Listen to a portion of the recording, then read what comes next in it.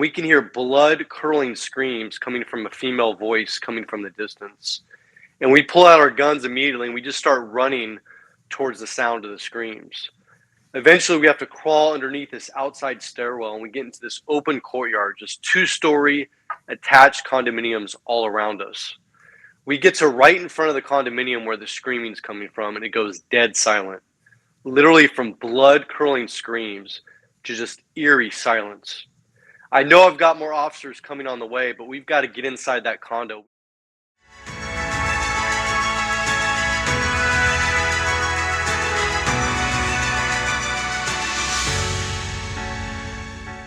Impact of trauma lives of police officers, their families, and the courage it takes to overcome. I am Robert Asensio. I am my partner, co-host, David Magnuson, retired police chief, and we are joined by internationally best-selling author, retired police sergeant, Air Force captain, veteran, Michael Sugrue.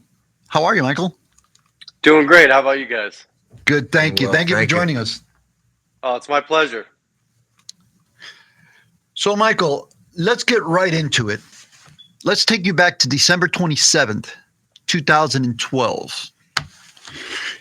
You're working for the Walnut Creek Police Department.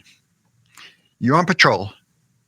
You get dispatched to a burglary in progress of an armed subject. Can you take it from there? Absolutely. So, brand new patrol sergeant, graveyard shift. Shift started right after Christmas and literally just a few hours from going off duty. And this call comes out of a woman barricaded inside a condominium and a man armed with a knife.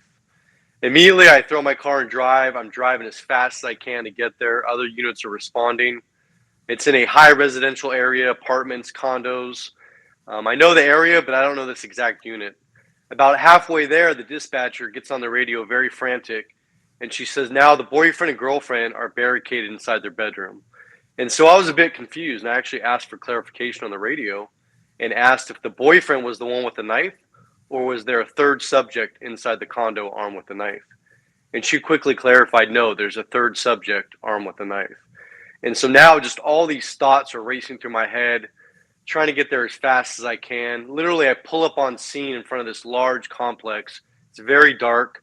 As I start to get out of my patrol car, the dispatcher starts screaming on the radio saying, units, there's a struggle. And then suddenly she says the phone line goes dead and she loses all contact inside that condominium. At that same moment, thank goodness, one of my officers pulls up right behind me. And we can hear blood-curdling screams coming from a female voice coming from the distance. And we pull out our guns immediately and we just start running towards the sound of the screams. Eventually, we have to crawl underneath this outside stairwell and we get into this open courtyard, just two-story attached condominiums all around us. We get to right in front of the condominium where the screaming's coming from and it goes dead silent. Literally from blood-curdling screams to just eerie silence. I know I've got more officers coming on the way, but we've got to get inside that condo. We don't know if that couple is being killed, if they've already been killed, they're bleeding out, but we've got to get in there. So we announce ourselves several times. Nothing, no movement, no sound. Eventually, my partner notices a huge window the size of a door, a louvered window that's completely shattered into the condominium. And so again, we announce ourselves at this broken window. Nothing. My partner goes in first. I'm right behind her. Immediately, we're in this kitchen area, just glass everywhere. We exit the kitchen. She goes right. I go left. I clear the family room, dining room area. I don't see anybody. No signs of a disturbance. Immediately, I join her back at the bottom of the stairwell. So literally, there's the locked front door right behind us. We're shoulder to shoulder. She is to my right. And there's a solid wall to her right. And we're looking up this dark stairwell. Our guns are out. Lights are illuminated. And we're yelling, police, police, come out. Show us your hands. Show us your hands. Nothing. And this seems like eternity when it's happening, but literally this all happens very quickly. Suddenly, a male subject comes out at the top of the staircase. And we can't see the entire right side of his body. Just sweating profusely. Eyes wide open. literally staring straight through us like a zombie. And again, we're yelling at him, show us your hands, show us your hands. Nothing. I don't remember any body movement, no facial expressions, no words were exchanged. I don't even remember the subject's eyes blinking. At some point, two more officers arrive on scene and they come inside the condominium. I yell for one of them to get the taser, less than lethal force, and the male officer says, I've got the taser. He positions right behind myself and that other first officer on scene. So three of us are at the bottom of the staircase. The fourth officer goes perpendicular to the staircase. Moments later, the male subject fully comes out. My partner yells, he's got a knife, he's got a knife. And in his right hand, he was clenching a full-size kitchen knife, huge knife. And so now, again, guns out, pointed at him, we're yelling, drop the knife, drop the knife. No reaction. Again, no movement, no nothing. Suddenly, he takes the knife up over his head in a stabbing position, starts coming towards us. I shoot. Other officers shoot. I don't know if I've hit him. He's now at the bottom of the staircase. Two of the officers retreated to the family room, living room area. The male officer that had tried to tase, he dropped his taser, now has his firearm out. And literally, myself and this one officer are just a few feet from the subject at the bottom of the staircase. I don't see any blood. I don't see any wounds. But he's still clenching this huge kitchen knife. And all we know is he's between us and the couple upstairs. And we've got to get to them. We've got to save their lives. And so again, literally, we're yelling at him, drop the knife, drop the knife. He starts coming back up with the knife. There's no nice way to say it, but, we shot instantly he was killed. I mean, his wounds were absolutely devastating. His eye was gone. I mean, just blood everywhere. We already had medical staging, and I had dispatch send in medical. We checked for vitals. There were none. I had officers go up and check on that couple, and thank God we got there and we did, because this subject had been stabbing through their bedroom door with this huge knife, and literally the door was coming off the hinges, and this poor couple was physically barricading their body against that door, trying to prevent him from coming in. Oh, riveting. I mean, plays out step by step. You can feel it as he's saying it. What's going to happen? And what takes place next. I mean, this is just the beginning. Yeah. This is just the beginning. I mean, as odd as that may seem, for people that haven't been in law enforcement or haven't had a discharge of firearm, now the drama is going to begin. There were some things that you just mentioned that really popped at me. The amount of detail that you focused in on, no blinking, wide eyes, you see the side of his, part of his side is turned to you, raising the arm, lunging at you guys, the knife. Also the color of the knife, if I recall correctly, wasn't there like a bluish tint to the knife or something to that effect? It was a large blue ceramic kitchen knife. Mm-hmm. Mm-hmm. So you're going through an unnatural act at the moment. You're hyper focused. All your training comes in. And I would suspect that some of your military background comes in, but we'll talk about that in a minute. Yeah. Let's talk about, if you remember, the split decision of shoot, don't shoot. Like when you realize this is a threat, an imminent threat to me, the officers, to life. Can you talk about that? What was going through your head and the decision to take that shot? Absolutely. I just remember the entire time when I was yelling at him to drop that knife, I was in my heart just hoping, praying he was going to listen to me, that he was going to drop this knife. And, oddly enough, and at this point, I'd been a civilian police officer for 8 years, prior military 6.5 years, and 99.9% of the time in these kind of deadly threat situations was somebody holding a knife, holding a gun. And I'd been involved in these in the past. They comply. Eventually, they drop the knife or they run away. But at this point, I just remember as soon as that knife started coming up, and it's kind of like super focused vision. All I saw was the tip of that knife coming directly at me. And literally, in a blink of a second, I saw my life literally flashing before my eyes. And I thought I was going to be killed. In that moment, that literally was the closest I'd ever come to being killed. And in fact, that moment forever changed that feeling of invincibility that I had. I mean, up to this point, I was undercover for 2 years on a state drug task force. Let's talk about that, Michael. Let's talk about your Yes. background in narcotics and your undercover work. Absolutely. So, in the Air Force, I was security forces, and that's basically anti-terrorism, force protection, air-based ground defense, nuclear security, foreign airfield assessments. I was also a Phoenix Raven, which is a specialized subset of security forces members that deploy with air crew, aircraft to high threat, high danger areas, and they're directly responsible for the safety of that air crew and that aircraft. And so I did that for 6.5 years, literally all over the world. I was in the Middle East, South America, Europe, all over the United States. So I go into civilian law enforcement, patrol officer, eventually field training officer, detective, and then I was undercover on a California state drug task force. So basically like the California version of the DEA. And we were tasked with targeting mid to high level drug dealers and drug traffickers.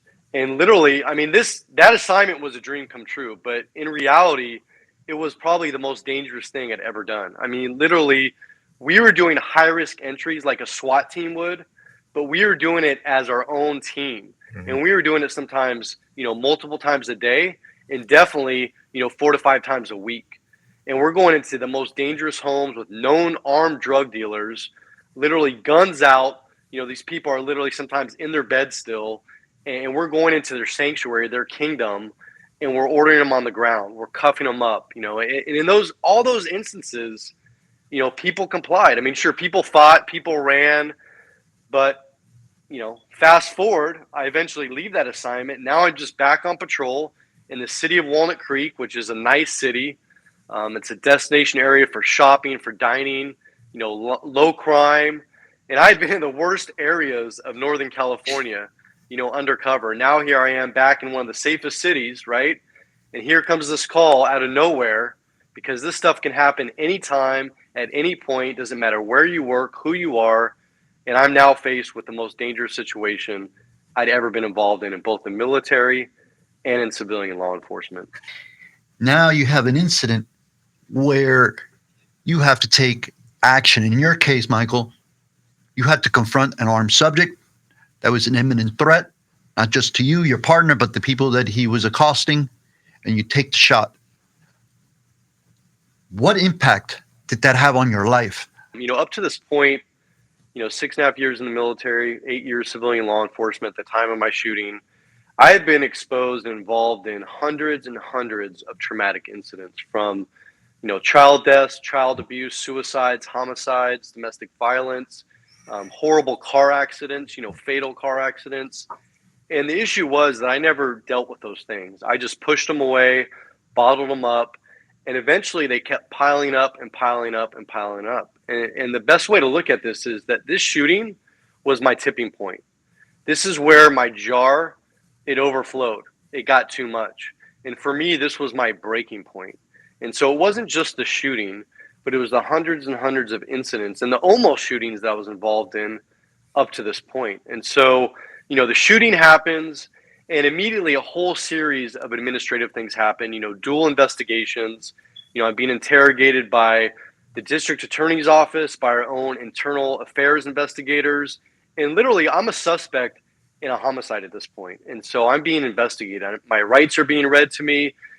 My fingerprints are being taken, checked for gun residue. My duty belt and equipment's being taken. I'm put off work. I'm ordered not to talk about this with anybody. And in this point, which we haven't brought up yet, there was a lawsuit filed almost immediately from the family members of the person that tried to kill us. So even though this was a fully justified shooting, even though we saved not only the 2 people's lives upstairs, but fellow officers, we were sued. And eventually that lawsuit drug on for almost 4 years. Eventually, I ended up a defendant in federal court in San Francisco. So this event that I so wanted to forget, these nightmares that I was having, I couldn't get this face, this image of this man that tried to kill me out of my dreams. Literally, my life just started spiraling downward. And I had to remember every finite detail of this because we were being sued. And again, we were ordered not to talk about this. And then we were facing deposition after deposition, court hearings, just all these things. And it got to the point where literally I didn't want to be here anymore. It was so bad that I literally wanted to die in the line of duty. I started purposely putting myself in dangerous situations, hoping a bad guy killed me at work. That has to take its toll. It's constant. It's over and over again. Then it went to civil, and you can't get it out of your mind because you have to remember the facts. You certainly don't want to stray from what you said. The facts are the facts, but you have to keep going over and over. You can't even heal. But how many times is this repeated in law enforcement? And I bring that up for the benefit of the people who are the audience. Now let's go back to the story here, Michael, because your story doesn't end there, right? I believe you prevail, or you do prevail in court, but it's not just about prevailing in court. It's prevailing in life. I mean, you're struggling to survive. So you mentioned about your question as to whether to live or not, right? You're placing yourself in high liability situations. What's your turning point? When do you realize, and why do you realize that you need to address this demon that's before you? When I was sitting there in court for 2 full weeks, literally having a jury stare at me every single day, and having the plaintiffs who brought in these crazy expert witnesses who were saying that we planted evidence, that this guy was never armed, that we were cold-blooded murderers. I mean, literally, and what I didn't tell you yet is that this guy, the guy that tried to kill me, he had an identical twin brother, and he was in the courtroom. And so this face that I couldn't get out of my nightmares for 4 years was literally there every single day in the courtroom, just a few feet behind me. And we would break for, 10 minutes to go use the restroom. The family members of the man that tried to kill me were lined in the hallway. And I had to worry about when I took a bathroom break, were one of these people going to come in there and try to attack me or try to take me out? And so, this whole process of waiting for this lawsuit, that 4 years, I had told myself, I kind of said, you know what? This is the problem. This lawsuit is hanging over me. I blamed everything on that. And I told myself, hey, as long as we prevail, all my problems are going to go away. My life's going to magically get better. But that morning I woke up after the trial ended, it got much, much worse because my nightmares increased. I started to doubt myself, even though I know I saved lives, even though I know I had no choice. I started thinking, what if I would have paused here? What if I would have waited there? What, magical thinking that wasn't realistic. But that's where I got to the point where really I wanted to die in the line of duty. And so, again, September 2016, now go a couple weeks after Thanksgiving, or a week after Thanksgiving 2016. So a few months later, I'm on duty. I'm the day shift patrol sergeant, getting ready to go home, and a suicide in progress comes out. It turns out it's my best friend's house. This man, John, was a Vietnam veteran, but he was also a 35-year reserve officer with my department, and we rode together all the time.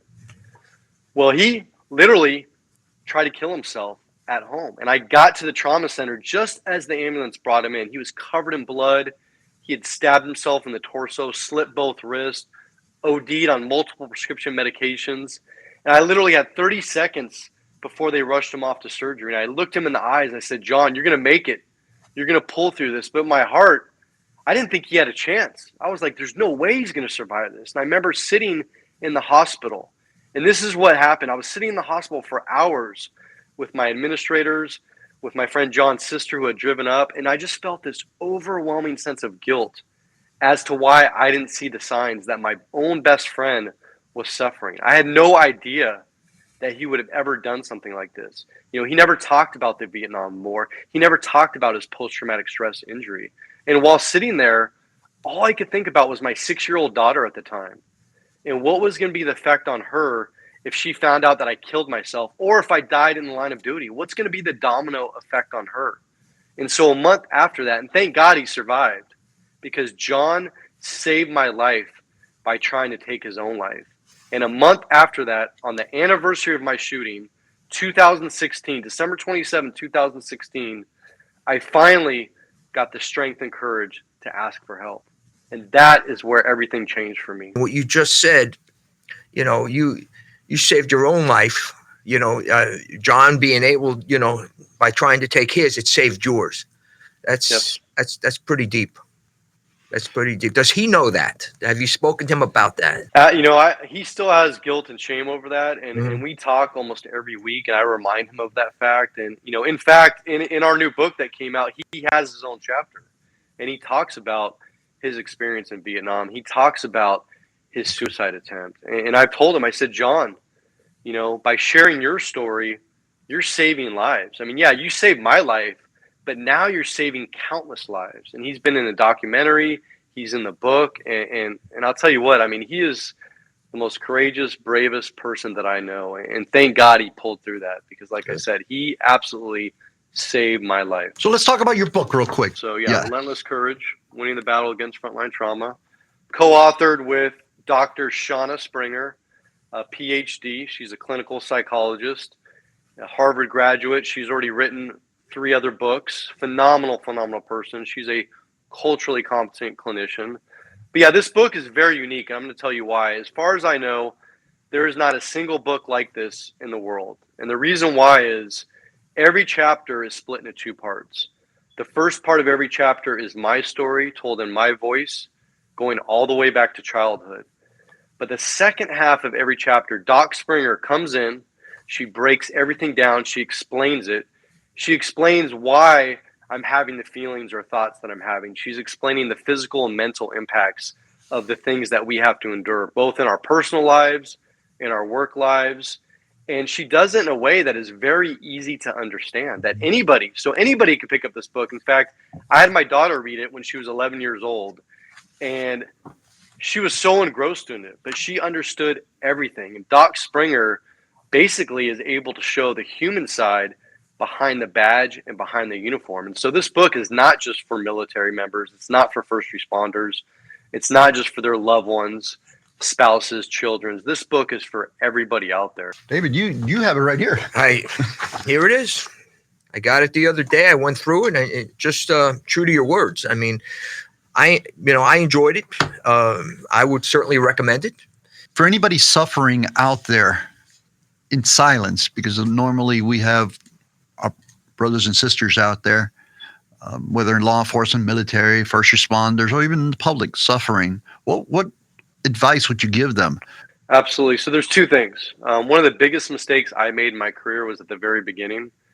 I told myself that I would never bring work home. I would never talk about the job with my family or loved ones.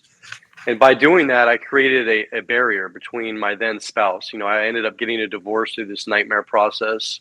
I created a divide between us. But when I came home in a bad mood or pissed off, my family was walking on eggshells, because they didn't realize it was a horrific car accident or child death that I had to deal with that day. They thought it was them.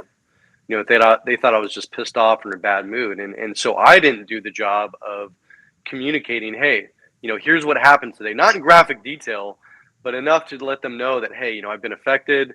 I just need a little time to decompress, a little space, and then we can re-engage and we can talk about it. So that was the biggest mistake. But, while I was suffering for that 4 years, literally 4 years in darkness, where literally I was losing everything. My health was failing. I lost my father, my hero. My marriage was over. I mean, you name it, it was going, right? And so during that time, I thought I was the only one. I thought there was nobody out there that would understand what I was going through. I thought people would judge me. I thought something was wrong with me.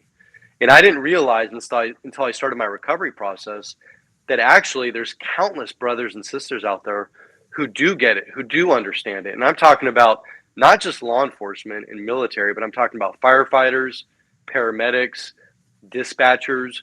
We all have to deal with these same horrific scenes and issues. And one thing that we haven't brought up that is detailed in the book is when our own, red family, blue family, green family turn their back on us. And I call that institutional betrayal or administrative betrayal. And so all these things are affecting us, but we don't talk about it. But I want people to know there's endless resources out there. And we have many resources listed in the back of our book, from, confidential text lines, hotlines that you can call 24/7, to literally week-long retreats, and projects that you can do that don't cost you any money, that literally will change your life, will let you see that you're not alone, that these feelings you're having are actually normal. It's a normal reaction to all the abnormal things that we have to see and deal with. But I want people to know I'm living proof. As dark as it got for me, I'm living a whole new life now, a phenomenal life, a better life than I ever have. And I want people to know that it wasn't easy. It took a lot of work. There was good days and bad days, but I promise you and I assure you, if you take that hardest step and you raise your hand and ask for help, there will be people there to help you.